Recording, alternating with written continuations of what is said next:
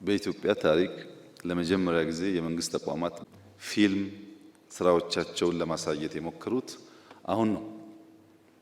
ድሮ መከላከያ ታንክ ፍለጋ፣ ሄሊኮፕተር ፍለጋ ጥቂት ዘመድ ያላችሁና ሰው የምታውቁ ሰዎች የ5 ደቂቃ ሲን ወስዳችሁ ሊሆን ይችላል።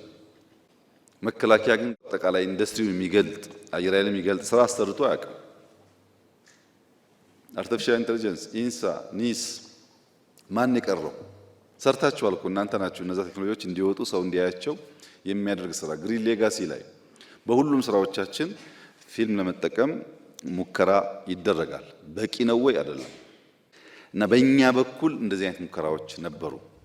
በምንሰራቸው ስራዎች፣ በምንጽፋቸው ጽሁፎች፣ በስልጠናዎቻችን በተቻለ መጠን አርቱን ማሳደግ የሚችል ስራ ለመስራት ሙከራዎች ነበሩ።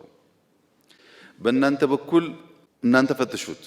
የሃይማኖት ጉዳይ ሲነሳ፣ የብሔር ጉዳይ ሲነሳ ነገር የሚያጫጩሁ እንዳሉ እናውቃለን። ስለማናውቅ አይደለም።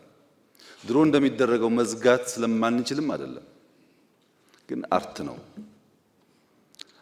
እነሱ አርቱን ስላላከበሩት እኛም መልሰን እነሱን ባለማክበር አርቱን ማራከስ የለብንም በሚል ነው የታለፈው እንጂ ከኛ ምንዳ እየተጋራ መልሶ ደግሞ የሚሰራ ሰው እንዳለ ስለማናውቅ አይደለም።